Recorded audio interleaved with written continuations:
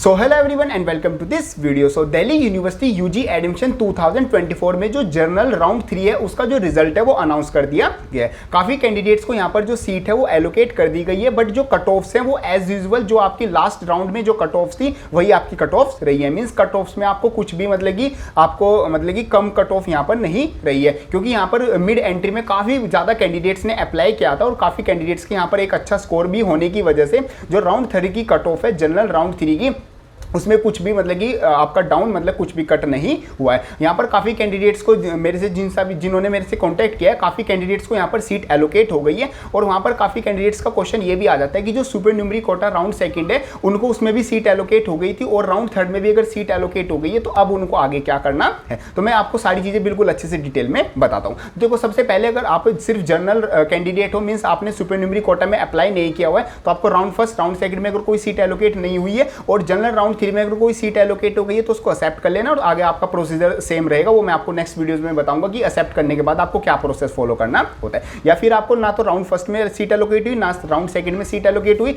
और ना ही राउंड 3 में सीट एलोकेट हुई, तो ये जो आपका राउंड 3 था ये आपका लास्ट राउंड था। मींस इसके बाद आपका कोई भी जनरल राउंड नहीं आने वाला, सिर्फ अब आपका आएगा स्पोर्ट राउंड। तो स्पोर्ट राउंड के लिए आप वेट कर सकते हो और उसमें किस तरीके से आपको अप्लाई करना है मैंने वीडियोस बनाई हुई है, एक बार वो चेकआउट कर लेना। वरना इस वीडियो के बाद जैसे आपका स्पोर्ट राउंड की अनाउंसमेंट होगी तब मैं आपको लेटेस्ट अपडेट बताऊंगा कि स्पोर्ट राउंड में आप किस तरीके से अप्लाई कर सकते हो और दिल्ली यूनिवर्सिटी में आप किस तरीके से एडमिशन ले सकते हो।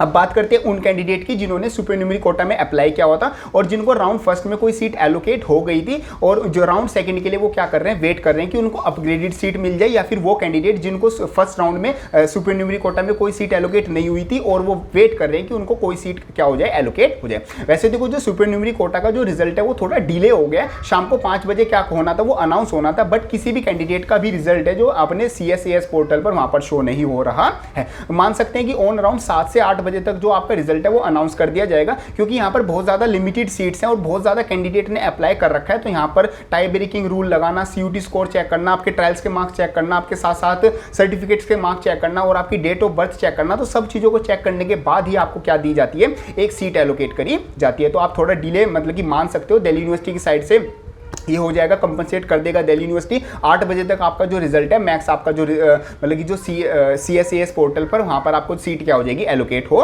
जाएगी। अब बात करते हैं यहाँ पर अपग्रेड की और सीट एलोकेट की। अगर आपको राउंड 1 में कोई सीट एलोकेट हो गई थी, आप यहाँ पर सोच रहे हो कि मेरे को अपग्रेडेड सीट मिल जाएगी, देखो इसके चांस बहुत ज़्यादा कम है, क्योंकि यहाँ पर जो सीट्स हैं वो बहुत ज़्यादा लिमिटेड है और कैंडिडेट्स ने बहुत ज़्यादा ने अप्लाई कर रखा है। चलो, कैंडिडेट्स ने अप्लाई ज़्यादा भी कर रखा है, बट सीट्स जो है वो बहुत ज़्यादा लिमिटेड है, इसलिए जो आपके अपग्रेड के चांस है वो बहुत ज़्यादा मतलब कि बहुत ही कम आते हैं।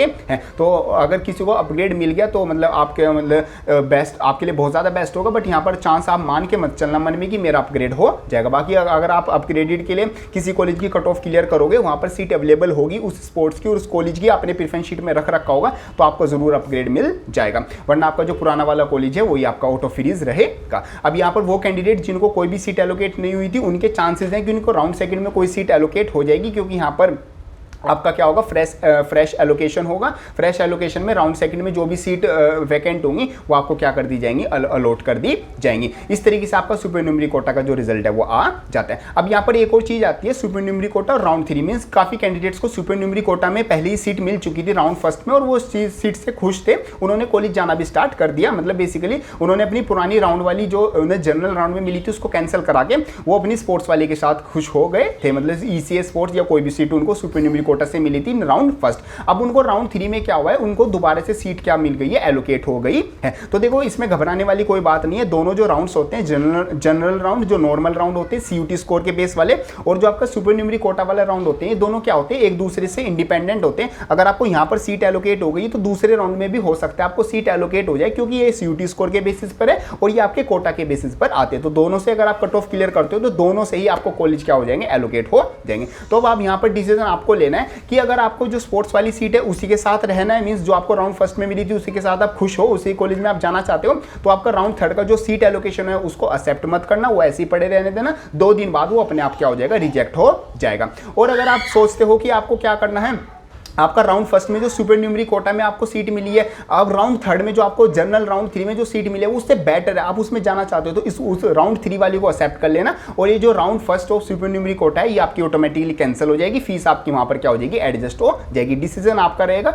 जिस भी टाइप में आप जाना चाहते हो उसमें आप जा सकते हो। जिस जहां पर आपको एक अच्छा कोर्स मिल रहा होगा मैं आपको सजेस्ट करूंगा उसमें आप जाना, क्योंकि कोर्स ज़्यादा मैटर करता है। कॉलेज आपका थोड़ा बहुत ऊपर नीचे चल जाएगा, कॉलेज सारी दिल्ली यूनिवर्सिटी के सेम ही है, बस थोड़ा क्राउड का फर्क रह जाता है और थोड़ा इंफ्रास्ट्रक्चर और कैंपस का मतलब कि थोड़ा डिफरेंट रह जाता है, वरना आपको जो डिग्री मिलेगी वो यूनिवर्सिटी ऑफ दिल्ली मिलेगी। आपका डिपेंड करेगा कोर्स आपका जितना अच्छा होगा उतने ही आपके आगे चल के चांसेस भी आपके इंक्रीज होंगे। बाकी जैसे ही सुपर न्यूमरी कोटा का जो रिजल्ट है वो अनाउंस किया जाएगा, सबसे पहले मैं आपको अपडेट करूंगा इंस्टाग्राम स्टोरीज और रील्स के थ्रू, मैं आपको सारी इंफॉर्मेशन टाइम टू टाइम आपको बताता रहता हूं, तो वहां पर आप जरूर फॉलो कर लेना। साथ साथ यूट्यूब के थ्रू भी मैं आपको सारी जो बिल्कुल लेटेस्ट इंफॉर्मेशन और बिल्कुल जेन्युइन बिल्कुल एक प्रॉपर इंफॉर्मेशन होती है वो भी मैं आपको यहाँ पर बताता रहता हूँ। बाकी कॉलेज से रिलेटेड मैं आपको गाइड भी करता रहता हूँ और सारी वीडियोस यहाँ पर आपको रेगुलर अपलोड होती रहती हैं, तो चैनल को सब्सक्राइब करके नोटिफिकेशन बेल को भी ऑन कर लेना। सो मिलते हैं अपनी नेक्स्ट किसी हेल्पफुल वीडियो में। बाकी अगर कोई डाउट्स है तो उसको कमेंट बॉक्स में लिख देना या फिर मेरे को इंस्टाग्राम पर आप मैसेज कर देना, उसका डाउट का सोल्यूशन मैं आपको वहाँ पर प्रोवाइड करा दूंगा। सो मिलते हैं अपनी नेक्स्ट किसी हेल्पफुल वीडियो में, तब तक के लिए थैंक यू।